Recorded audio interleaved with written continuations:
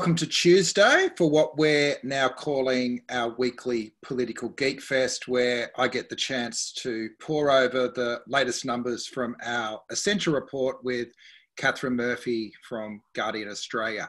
Before we get cracking, I just want to acknowledge that we are all, wherever we are in Australia, on Indigenous land, and I'm on the lands of the Ora people of the Gadigal Nation, and I pay my respects to their elders, past, present and emerging. For those that haven't been here before, we're kind of still making this up as we go along. Zoom isn't TV, it's not social media, it's a teleconferencing system that people are adapting to their own uses, and we're trying to use it to have really interesting conversations around the issues that matter every lunchtime.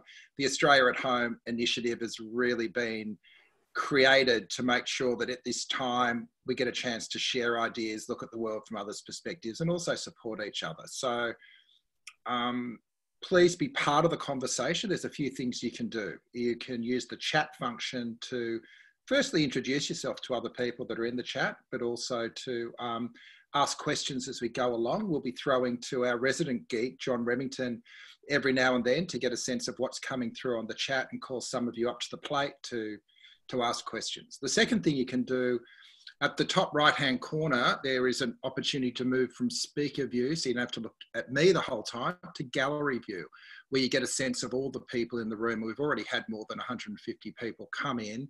So just to get a sense of all these people that are having this common experience of being at home and being interested in politics and trying to work out what's going on around us.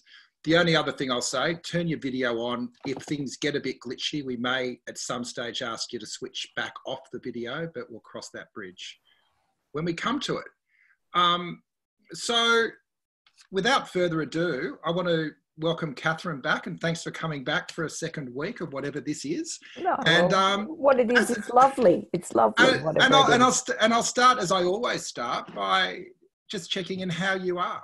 What's going on with you? Well, I am at home now. If you were with us last week, you'll know I was still in the office, but I'm at home now for the next few weeks because I'm working on a quarterly essay, which will come out a bit later in the year, about Scott Morrison and the COVID emergency that we're all living through at this point in time. So I've gone from kind of running around, madly in the daily cycle to having a little bit of time out to think and plot and do interviews and plan and do a long form thing. So I'm feeling pretty good, Peter. How are you?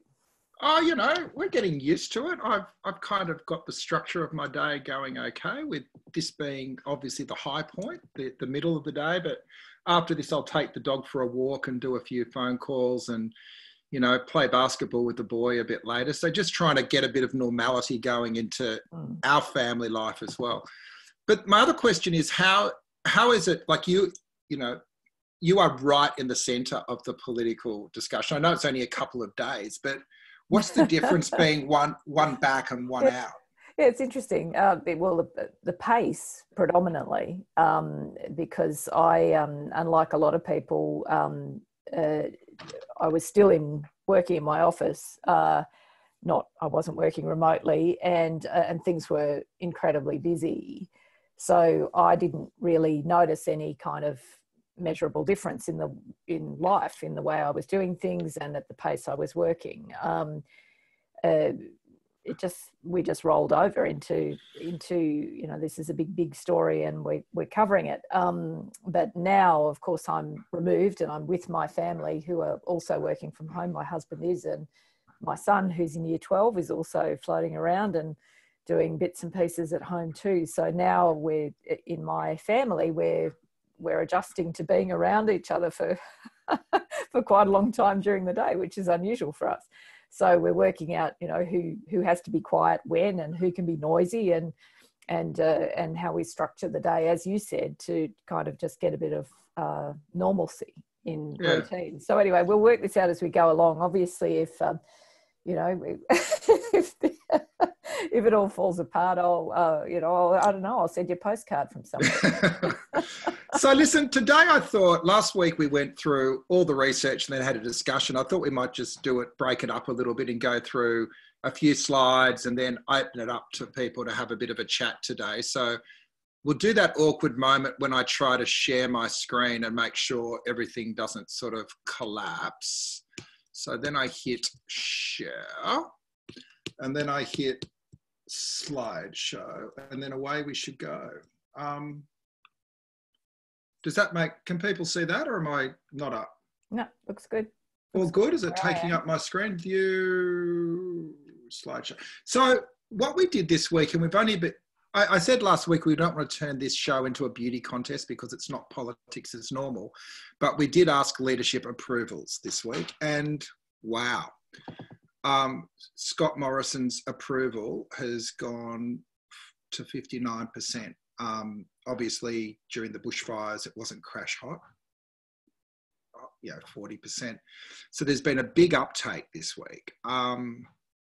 What do you put that down to? Do you think it's been a demonstrably better month for the Prime Minister, or what do you think's going on here, Katharine? Well, I think certainly compared to the bushfires, it's been a demonstrably better month, but there's a couple of things I reckon we should think about in terms of this rebound in the PM's popularity. One is that the rebound is coming off the low base, as you said, of the bushfires. Also, the PM is fronting the decisions of 9 governments at the moment, not just his own.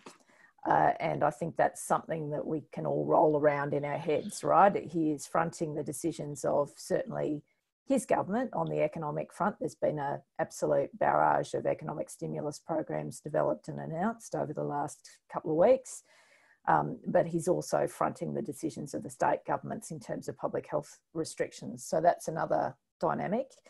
The other thing I would say too is that that it's the value of incumbency, and Scott Morrison really understands that very profoundly because he used the benefit of incumbency in part to help him win last year's federal election. He understands that in times of uncertainty, if you're not doing an absolutely horrendous crap job as a leader, the office benefits you at this point in history. So I think he would, that's part of the mix as well. And none of this is to detract from Morrison's performance. I'm not being cynical about it. I think he is, honestly, looking at him up close, I think he is working as hard as it is possible for a human being to work. Also, I think he's rolled out a bunch of policies, as you say in your comment piece on The Guardian this morning, Peter, that are very centrist policies, right? And this is the point I'm making about him facing the decisions of 9 governments. It's people are saying, yes, Scott Morrison is doing a good job, but they're also approving of the range of programs that he's currently presiding over. Yeah, I've been a little bit less kind in my piece and called it the George Costanza effect. For those not of my generation, the people's philosopher went through a period where he decided the only way to get his life in order was to do the opposite of every natural instinct. And there's a clip on The Guardian if you want to relive what I think is a golden comic moment. But the serious side is that the increase in support is off the back of Keynesian economics. It's going harder in the lockdown than he wanted to. It's moving to the wages. It's free childcare, which before the election was considered communism. So there is a sense, and I think there's another sense of the opposite. Like Scott Morrison's natural instinct is to be one guy in a baseball cap, not a team player. And this is forcing him in a way to be a better leader than his instincts would normally dictate. Is that overly harsh and cynical, or is that fair enough? I don't think any of that's cynical, although I would say in terms of the centrism, I would say that it's easier in a way because Scott Morrison is ultimately a pragmatist. He's not an ideologue in the way that some leaders of both political parties are very ideological, representing their core values and beliefs. Morrison's always been pragmatic. So in terms of the snapback, it's hard to judge. I mean, this is one of the things I find difficult covering him as a political reporter, is it is very hard to plot him on a spectrum where he sits, right? So it is the time for pragmatism, and he's certainly demonstrating it. But yeah, I mean, your point essentially, I think, is slightly different but similar to mine, Peter, in the sense that he is being forced by events to work within the Federation, to front the Federation, for want of a better term. There's been an interesting deliberation in the Federation about how to respond to this crisis, and that's played out semi-publicly. And ultimately he stands up and sells and defends a bunch of collective decisions, that is a break in character, because, as you say, his preference is solo act, not kind of choir, for want of a better word. And events are sort of forcing him to be choir master, and that, I don't know, that could be good for him. Let's have a look at Albo. What's interesting is the surge hasn't been sort of a transfer of support from one leader to another, and there's actually been a little tick up in Anthony's support as well, particularly on the strong support, I know. So what do you make of that? How's Labor handling this, and have you got any free advice for nothing there? Oh God! Look, no, I think Labor's has handled it well. I think the times warrant a degree of constructive cooperation, and we've seen that. We've seen Labor pass elements of the stimulus package that it hasn't agreed with necessarily, but thinks, you know, that the time is for constructive cooperation. But one of the most important things that Labor is doing at the moment, and if I had any free advice, I would strongly encourage them to continue doing it, whether it's in their short-term political interests or not, is to also be an opposition. They've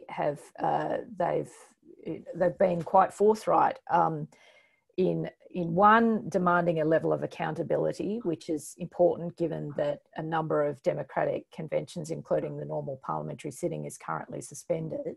I think it is very important for the democracy and for that Labor is an opposition at this point in time. And by that, I mean articulating ways things could be done better, problems with particular proposals. It's very important they do that, I think, whether or not they're rewarded politically for doing it or not. So I don't know what in this result may reinforce or be at odds with what I'm saying, but I just think it is very important for Labor to front up, for everyone, in fact, in the democracy to front up at the moment and play our roles. So, you know, that's my only free advice. Please be in opposition. Look, I think one of the challenges for Labor is that they're not in power at the moment, and through this crisis, it is very much a government-led response. I thought their interventions around wages was part of the team effort to get the government to shift tack there. But I also think that, you know, the politics will be in the reconstruction, not in the crisis. And the contest of ideas that emerge out of this terrible period will really determine what's election a long time away. And remember, Winston Churchill lost after winning World War II.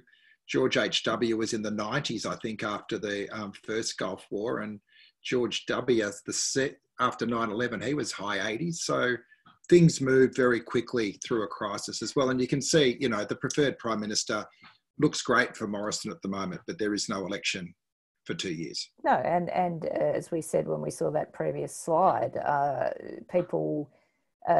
there's an element of tribal loyalty in Australian politics and politics everywhere, right? Like Morrison is very beloved of coalition voters.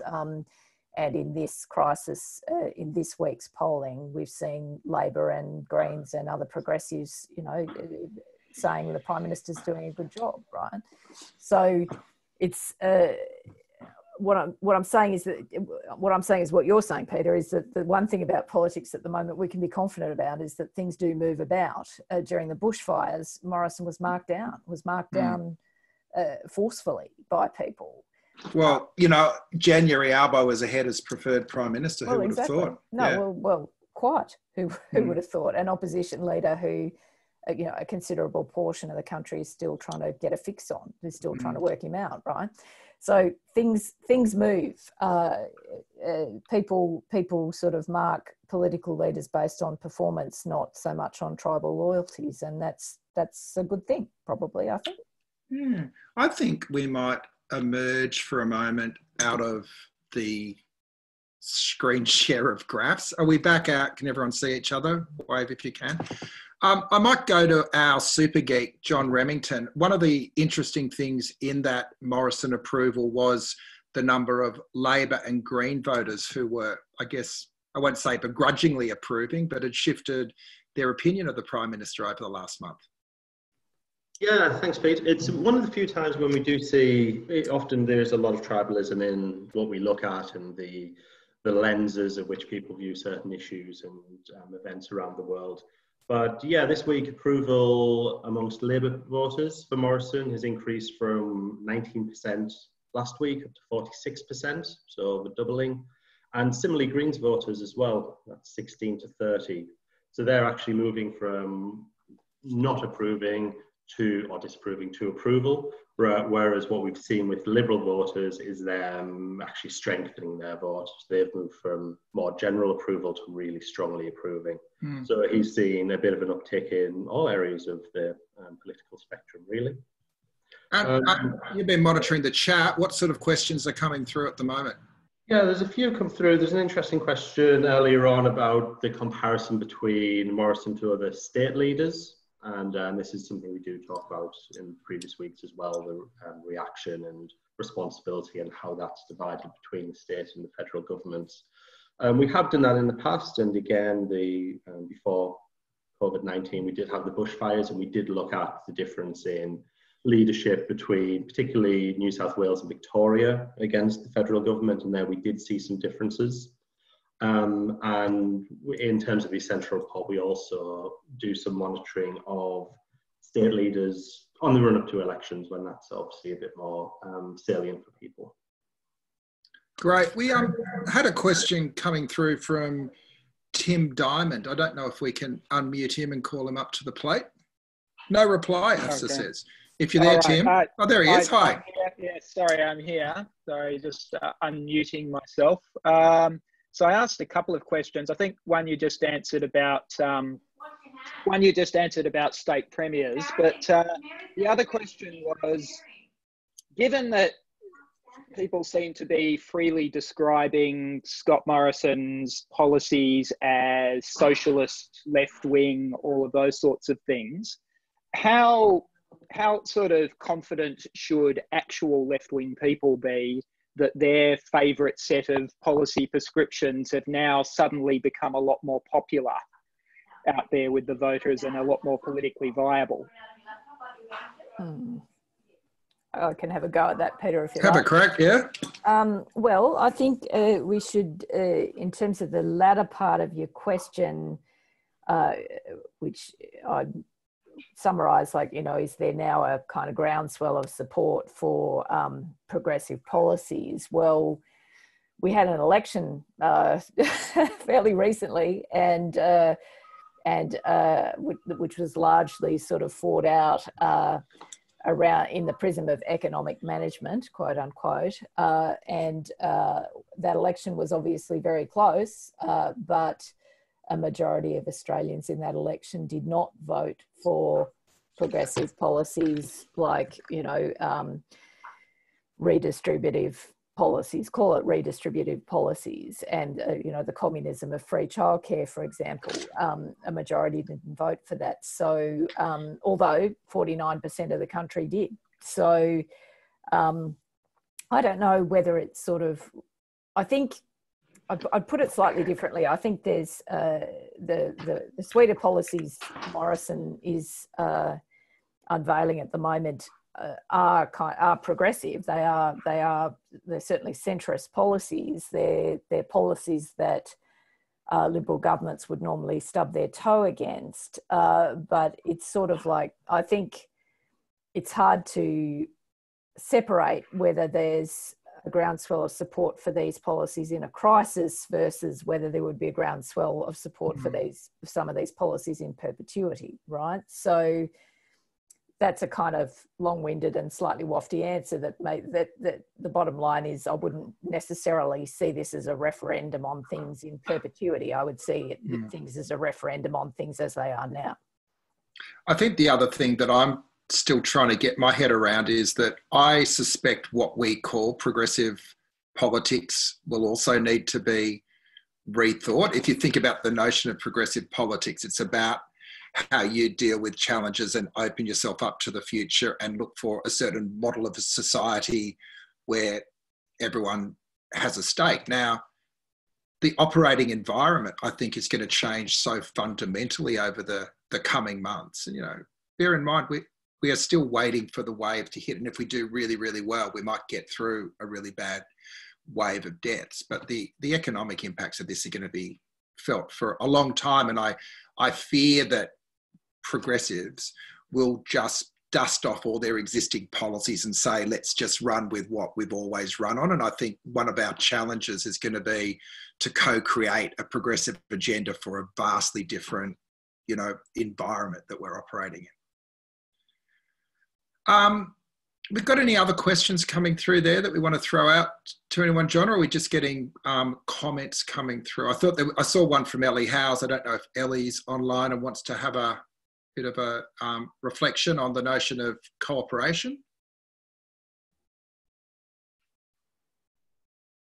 Sorry, I got people moving too quick with the mute and unmute. So we're shaking our heads. Ellie's not there anymore. She's contributed and moved on. That's all right. Let's go back to the slides then, and we'll look at some of the... So there was one question for Katharine which did come up. Okay. So it was, what's Katharine's latest take on keeping Parliament sitting, bearing in mind the Christian Porter bizarre slapdown, a virtual in the flesh or hybrid system, perhaps the Lambie position? Or what are the arguments for delaying until August or sitting now? And that's from Peter Clark. Yeah. Well, I think Parliament should sit, and I'm kind of relaxed as to the how of that. I don't really understand why the normal parliamentary session has been suspended for a couple of reasons. I can't remember if we touched on this last week or not, but when the Parliament did sit to pass the stimulus package, whenever that was, I'm on Corona time, so weeks bleed into other weeks at the moment, but when the Parliament last sat, it conducted itself in exemplary fashion. That was the best question time session on that day that I'd seen in the Parliament for more than a decade. So I think I'm very much in favour of the Parliament sitting. I'm not sure why it isn't sitting, apart from the fact that it gives the government more time to devote to hands-on management of an issue rather than having to divert a whole lot of time through parliamentary norms, for want of a better word, right? So I have a certain amount of sympathy with that, put all of our attention into this very serious crisis. However, I think I would feel a level of comfort if Parliament was sitting, and I think a lot of Australians would too. We've got one from Declan here as well. I don't know if we'll quickly try to get Declan up. Otherwise, I will ask the question on his behalf. Declan, hi. Yeah. I don't have to remember what I said. I think I was wondering, what you see. I know crystal ball work is always complicated, but at this stage, what do you think Morrison has to do to maintain this support? And conversely, do you see any unfolding issues? Like I'm thinking the sitting of Parliament or the wage legislation tomorrow or the Ruby Princess fallout, anything that could be somewhat of an undoing, anything that he has to tread carefully around at this point? Do you want to go, Peter, or do you want me to? Oh, no, I think you've probably got a more intelligent response to that than I do, Katharine. Let's see. Okay, so look, there are a million things that could disrupt the result that we've seen in this week's poll, ranging from the bleeding obvious, right, events. The government is, or all levels of government are attempting to manage the increase in infection rates, but this virus runs on its own time and by its own rules. So this is an enormously politically complex set of circumstances to manage. So anything from infections, God forbid, suddenly taking off, the health system not coping with that, a higher fatality rate affecting sort of more cohorts in the community. These would be things that would be giving Scott Morrison nightmares at the moment, both as a human being and as a political leader. So there's that. In terms of where he could come unstuck, well, I think the sort of sleeper vulnerability sitting under the rapid action, in inverted commas, is the fact that a lot of this stuff that's been rolled out in the stimulus is not really visible for a couple of months. The JobKeeper payment's not yet through the Parliament. That won't happen until this week. Some of the payments don't show up until April or May. And everybody, I'm sure, on this call knows people who have had either lost their job, lost their business, had their hours reduced, and are in a degree of economic and psychological stress. So while Morrison has had a bump in his approval because, unlike the bushfires, he has been seen in the full national spotlight to turn up during a crisis and manage it as best he can, working incredibly hard and assiduously and all that sort of stuff. People have given him the thumbs up.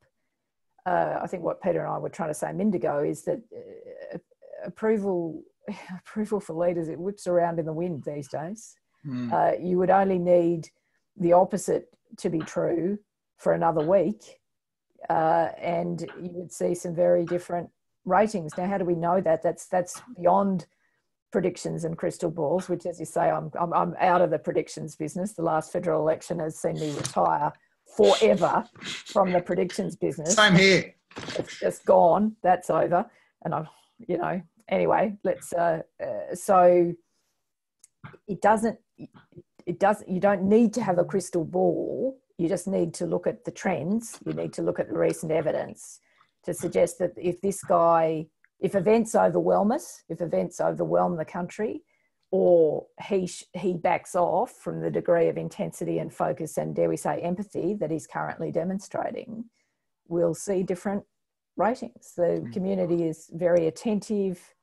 It's incredible, the readership for this issue. People are hungry for information about it. They are literally watching everything that happens. You wouldn't want to stumble at this point in time, I don't think. I'm going to go back to a few more slides on that note, Katharine, which are kind of more the benchmark ones we've been running week on week to sort of see where the public is, read the broader, the whole sort of thing. The illness. That's a technical term. And on the side, for people that have got a big laptop, there's some quotes from online groups that we're running every week. We've got a group of 20 people that are just talking about their general perceptions of what's going on. And it's really interesting because these are they're effectively like an online chat that we run our online version of a focus group. So instead of sitting around a table and, in a room, they're in this virtual environment. But I think for a lot of the people that take part in these groups, it's probably the first time they've actually processed the information of what they're going to as they write them out. And it's been really raw, some of the stuff that's been coming out. So just so these charts make sense, the orange lines are this week. And so you can see the first one is on the government's response as reflected in the Prime Minister's ratings. Like there has been an increase in those that think it's very good or quite good. So 58% all up. The people saying it's poor or very poor is down to 21, And in a way, as we said before, it's kind of, it always strikes me the Prime Minister is a bit of an iterative politician, and he sort of goes to extremes and then manages to get things about right. And I think this has also been quite an iterative process by the government. See if I can move that along. It was kind of a cuter comment, but it wasn't really a question, was it? So the other key ones seem to have leveled out. So concern with the threat of coronavirus, it's high, it's 88%, but it hasn't gone any higher or any lower over the last week. So that's kind of locked in. If you look at what people are very concerned about, it's the deaths, which still hasn't hit us to the extent it has in other parts of the world. But there's no reason why, this is still the great unknown, isn't it? Well, it is, because we've had three phases of so far of this pandemic. The first sort of phase of it was infections in the community, the patient zeros that were basically Chinese visitors in the country, and there was a degree of community transmission after that. Then we had another phase of infections, which was basically a number of returning Australian travellers on cruise ships, on airlines, people coming home, basically, because the Australian government and other governments were shutting the borders. And that caused a significant spike in local infections, was basically the returning travellers. Now we are in the third and most unpredictable phase of this illness in Australia, because we're now in the community transmission phase. So that's, I think, I don't know whether it's happening at the same time as we're on this chat, but Scott Morrison's due today to release some modelling after the National Cabinet meeting earlier this morning that will give some of the government's forecasts and projections and factoring about how the trajectory of this illness, how it's going to play out. But this phase that we've just entered now is the most difficult, because it involves those infections that are basically travelling through the community. So yeah, it goes back to the prediction point a minute ago. I'm not in the prediction business, and I wouldn't make any predictions about how this is going to go. Yeah, and you can see that the sense that people personally think they're likely to develop the virus is still relatively low, and has actually sort of gone back a tad over the past week, which is interesting, where people are more concerned about people they know other than themselves. Although I think that's starting to shift a little bit too, when you get the terrible stories of younger people getting hit around, and the shocking, I don't know if I misheard this morning, the shocking stat for me today was that Boris Johnson's only 55. That can't be right, can it? Oh, God, is he? Oh, yeah, well, anyway, he's, obviously, if you've not caught up with this news, the British Prime Minister's in intensive care at the moment. Yeah, is he 55? I might have misheard that. He doesn't look 55, but anyway. Well, but younger people are starting to really get hit around by this as well.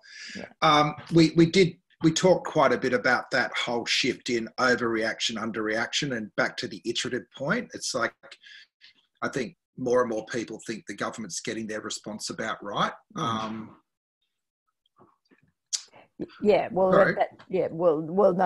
drift in the numbers it's not entirely consistent in every metric in the poll this week, but the overall sort of picture painted by the metrics is that idea that the government is settling into a response that people, or the governments, we should stress again, the governments are settling into a response that people think is proportionate and are starting to comprehend better. Although there is a metric somewhere, Peter, in the poll this week just indicating that on the messaging, people are still a bit confused, I think, Somewhere there is a metric. Maybe here. This is talking about confusing. This chart is showing the shift on 4 sort of statements we've been asking. So the most recent on the right. So that one I think is, I feel informed about the situation. That's actually up at 70% with, 14%. I thought the interesting one on this chart though is the table on the left, where it's a little bit of a renaissance for the media. If you look at their numbers climbing, we've gone from 34 trusts to 42. You've actually broken 50% for the first time in living memory. So kudos. Imagine my gratification at reading that. I was very, very pleased to see that. Yeah, the metric I was looking for, I'll come to the media in a minute because it's actually worth dwelling on for 20 seconds. The metric I was thinking about was the information I've received has been clear and consistent reading, which is still kind of, even though people are feeling more informed than they were a couple of weeks ago, I think that metric tells us that the messaging's not always clear, right? Right, which is kind of interesting. Anyway, back to the media. Well, the government's ticked up several points, and we have also ticked up now. We've sort of hit over 50%, which is a big relief to me. this, I think, will be interesting to track how this sentiment goes, because if you weren't on last week, you won't know that the media started out very, very poorly rated by the community, even worse than the government, on trust, and we've pulled up a bit. Well, my kind of gut feeling about that would be because the media is, by and large, doing a good job in this crisis in terms of reliable, factual coverage. But let's see how that pans out over the fullness of time.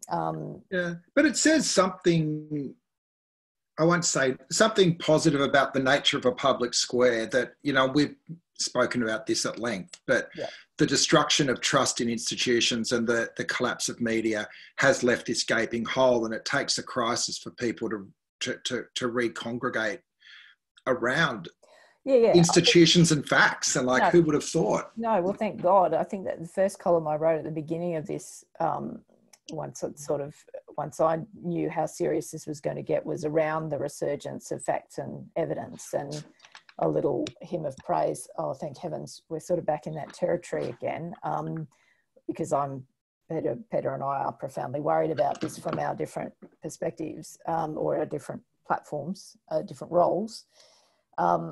But I don't know. I think we just got to wait and see how that plays out. And I also would say that how we, one of it is, as you say, Peter, part of it is repopulation, people showing up again and consuming media in a way that they perhaps haven't recently, because everybody is off consuming, you know, opinion that they agree with largely, right? Perhaps we're sort of back to shared facts, which would be great. But I think this is a very big test. We've been talking about this being a test for Morrison and for governments, which of course it is. But this crisis is also a very, very big test for my profession. So if we can establish ourselves as trustworthy and honest brokers in a crisis, well, you know, that's good. That's for the good. But we've got to actually be worthy of that assessment. So we've got to do a good job. We've got to go on doing a good job. John, I'll just bring you back in. We've been quite conscious of the different responses to different age groups over recent weeks. Were there big differences or any shifts in, for instance, the attitudes of younger people over the past 2 or 3 weeks? Yeah, I think we are seeing the shifts we're seeing are consistent across the age groups without them changing in their relativities to each other. So we're still seeing younger people more likely than older people, particularly over 55s, which is the higher age group in which we look, to be less concerned. They are more likely to think they will catch it and actually contract it. And in terms of the trust with the media and the trust of the government, they do have, the agreement with those questions is a little bit lower, again, than older people. So we are seeing them move, but not any more or less than other people over 34. Okay. We open it up to a few questions. Just one on the media from Dan Stinton at The Guardian, I think is one of your colleagues, Katharine. What do you think the media is going to look like in terms of predictions at the other end of this? Oh, oh dear. Because the fact is that there have been particularly country newspapers closing down. So our trust is going up, but the diversity of the media is contracting even as we speak. Well, this is a big risk we face for both, I suppose, in time, the public broadcasters who are taxpayer funded, but certainly media organisations like mine that work in the market and are not government funded and are reliant on continued support from readers. Where we are in 12 months is a function of whether advertising holds up or doesn't, and whether people continue to pay their memberships in our case, and subscriptions in the case of other media companies. In any economic downturn, discretionary spending falls. So companies don't advertise as much, and people don't have the money to keep up their subscriptions, and that is potentially catastrophic in my industry. So, you know, I have two objectives for this year, and one is to try and remain well and keep my family well, and the other one is to hopefully be employed by the end of the year. But you know, Dan's got a better idea about me. Well,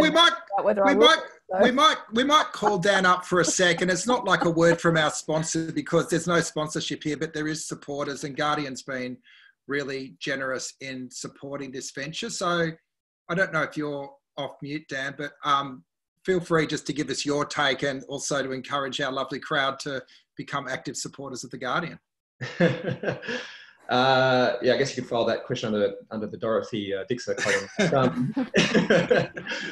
Oh, look, it's pretty, our circumstance, I can speak about our circumstance. Our circumstance is pretty reflective to what Katharine mentioned earlier, and that is that, and it's similar to what I said last week, and that is that advertising is pretty much in free fall for us. It's going back really substantially. And my prediction, I mean, I'm also loath to get into the prediction game, but my prediction is that we have a very long period of very low economic growth, if not recession, on the other side of this. And therefore, I don't think we're getting back to the same level of advertising supporting the media in general that we had going into this. And so I think, and this is obviously a self-interested comment, but it is also what I believe. I think that the trend towards consumers and readers supporting media will only be accelerated by this. And those media companies that don't have a strategy to do that already are really going to suffer. One of the interesting things that I have observed here, though, and Katharine, I wouldn't mind getting your take on this, is that I think one of the reasons why there is perhaps more trust in the media at the moment is that there's just so much news, there's less room for opinion. Yeah. And if that is a trend that continues on the other side of this, I think that would be good for democracy broadly. Yes, hurrah, huzzah. Yes, no, definitely. I think it's been notable because this is a very, very big news event. This is the biggest news event I've been involved with since the GFC, and that was the biggest one since 9/11, and this is in those sort of dimensions. There is a crowding out in the marketplace. You know, Dan knows, I'm sure, would tell you that our traffic's fascinating at the moment. The stories that are doing really well are explanatory. Explainers, you know, how do I get a JobKeeper payment? How do I apply for a Centrelink benefit? What does this mean? You know, a politician says that. Is he telling the truth or not? Those things are, there is massive traffic for those explanatory pieces at the moment, which is a core part of our function in a democracy, is to explain what's going on and explain, you know, in a way that helps people to grasp what's happening around them. So we're back to first principles journalistically in a big story like this, and all power to it. It calms the temperature in the public space. There's less kind of people shouting and hectoring and bullying and carrying on that has been the case in the public square for the last 5 or 6 years. And that's for the good, I think. And possibly it is why we've had a positive uptick in trust, because people see us doing our jobs rather than being self-indulgent in full public view.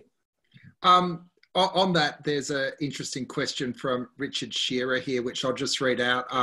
Will a post-COVID media blur or sharpen the line between advertising and corporate government propaganda? So do you see that out of this area, there's going to be less tolerance for the sorts of propaganda that comes out from government, or will this actually reinforce that government is this font of knowledge? Well, no, well, sort of, I would say not. It's hard. Well, it's a difficult question for me to answer, because I don't start from a proposition where the government is a font of knowledge in any time, crisis or ordinary time. So it's sort of hard for me to envisage that as a starting proposition for anyone, that the government would be a font of knowledge. Look, I think it's sort of somewhere between those 2 points. It's sort of, you know, the positive of what Dan and I were just talking about is that there is a market for what I would call workaday journalism. There most definitely is a market for that, and people value it. And when you perform it in the public space, people value you for doing that. You know, will it, at the end of it, will we be really uber cynical about governments or devotional of governments? Well, it sort of depends slightly on what the government does. I think if I was a citizen of America at the moment, I couldn't begin to describe how I would be trying to catalogue and report the performance of my government when it is so obviously appalling, right? We're not in those circumstances here. We've discovered that the Federation actually functions for the first time in 20 years. Hooray. So how we come out of it, I think, is a function of what happens during the period, which is not really avoiding the question, but I just think that's actually true. All right, we might just run through the last couple of slides before we think about the questions you'd like us to put in the field next week. So if you're in the chat, just if there's something curious you'd like to find out in next week's Essential Poll, please place it in. So I think I've got my slides up, but is it moving along here? So the last couple of slides, this is also one we've been running. I think, interestingly, the fear or the concern about personal financial situations has subsided a little bit in the past week. I think largely because of the JobKeeper payment, Katharine. And I think regardless of the edges of it and the process of it getting, it feels to have calmed the public sense that the bottom's falling out of everything just a little bit. Definitely. Well, that's the feedback from MPs of all across all sides of the divide, and also across the tiers of government. I did a long piece at the weekend, this weekend just gone, about the story over the last sort of couple of months, and spoke to a lot of people in pulling that story together. And uniformly, the feedback, regardless if you were Labor, Liberal, Green, whomever you were in the political space, was that the JobKeeper payment had calmed things down considerably, noticeably in the public, because people then knew that if they are stood down or their employment conditions are radically affected, that there was a plan for them. So it would make sense that people are less worried than they were a week ago. The variable, as you say, is the JobKeeper payment. Yeah. Although I think there'll be another surge of angst when our superannuation returns come out at the end of the financial year. The hit has been substantial, and, you know, there's no sugarcoating that, is there? Nope, absolutely not. The final question that we had in this week's deck is actually a new question. I saw John Robertson just making a comment question around how the Prime Minister will go when people realise the snapback, or whatever we want to call it, is not going to go back to where things were. And I think there is a little bit of a minefield here for the government, in that we've got 51% of the population with an expectation that it's a 6 to 12 month sort of process rather than a lasting long term. So I feel that we're still not probably, and quite understandably, preparing our minds for what's going to be a really long economic haul. I was talking to some friends in government last night who were saying, you know, they're going to work like crazy for the next 6 months and then probably lose their jobs because governments are going to have to be cutting budgets like nobody's business as soon as things get back to normal. Yeah, well, that's right. There's a sort of open question about how, you know, setting aside the snapback for a minute, I mean, how we rebuild the capacity in Australia to, obviously, in a fiscal sense, to provide the services that we rely on, and frankly, the services that are seeing us weather this crisis in the initial stages better than other jurisdictions. I'm thinking predominantly here of the health system. We have a very good health system in this country, thank God. But anyway, in terms of, look, I think I wanted to, in this piece that I wrote for the weekend, document the opening chapter of this pandemic, because there are a bunch of very significant decisions taken over the first few months of it. And I wanted to have a record of the how, whys and wheres of those decisions, because they are really important decisions that have been taken. Then the next really important decision, there'll be a bunch of incremental decisions between now and then, but the next really, really foundational decision that governments and Morrison are going to take is when to turn off the fiscal tap.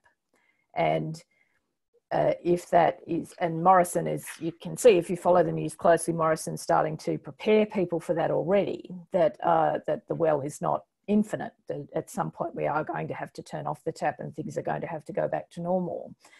It's one thing to say that, it's another thing to do it. Particularly if we're in a set of circumstances on the other side of winter where the infection rate has climbed significantly, God forbid the fatality rates are larger than they are now. It's quite a big call to be a Prime Minister saying in the middle of that, look, it's another 12 months until we get a virus, but right now we're going to start to turn these taps down. Now, will he make that decision? I don't know. We're all going to find out. And that, in terms of how people perceive the Prime Minister, will be as important for his Prime Ministership and for the country as the decisions that have been taken over the past month or so. Excellent. John, any bright ideas for this week's poll? I know we've been talking about maybe shifting the focus a little bit to how people are feeling, you know, emotionally, and how they're feeling being cooped up with families and in their world. So I thought we might sort of go, we've sort of looked at the health and the economic, but start having a bit of a focus on the social for next week. Yeah, anything else come through? There's been a couple of comments along those lines as well. So I think we might have preempted a couple of guys on the line there. So yes, mental health, working from home have both been issues coming up. A few questions around the government working with technology firms and the government's rights versus individual rights. Well, on that note, and I saw Christine Slater ask that question, we will definitely put that in, but we've also got a fantastic discussion tomorrow with the Human Rights Commissioner, Ed Santo, but also a bunch of the digital rights groups who are starting to get their head around a few of the hairs that are sort of on some of the government's surveillance strategies, particularly the government COVID app, which if you want to go and have a look at the privacy rules, that there really aren't any. And there's going to be some issues, I think, that we'll be raising tomorrow on that for those that are interested in the surveillance piece. Yeah, a couple of other things. That last chart that you showed, Peter, with the expectations of the economy bouncing back, there are some similar results which we're hoping to be able to make a comparison to other countries. So there's a firm called McKinsey & Company which have been doing this as an international survey, and the results that we've seen this week are similar to what's being seen in Spain and Italy, and that was done 2 weeks ago, and less optimistic than somewhere like the US or the UK, where they're still obviously hitting their peak in the next couple of weeks. So it looked to be a little bit more similar to Spain and Italy than US and UK. Excellent. So on that note, we better go and prepare for next week's report, because I think it's due in the field in about an hour. If you do work for an organisation that wants to have their own questions, you know, we haven't closed off yet. If anyone wants to, you know, help us keep this thing going. Thanks, Katharine. Good work with your essay. We'll be a quarter of the way through by next week. So, you know, that's great. We'll be back to tomorrow, as I said, with Ed Santo, which I think will be a fantastic discussion.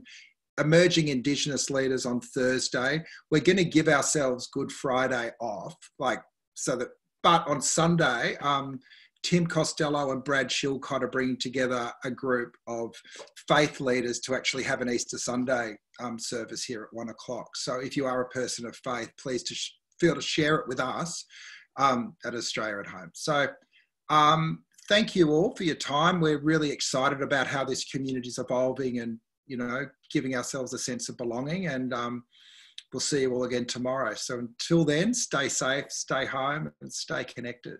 See you, everyone.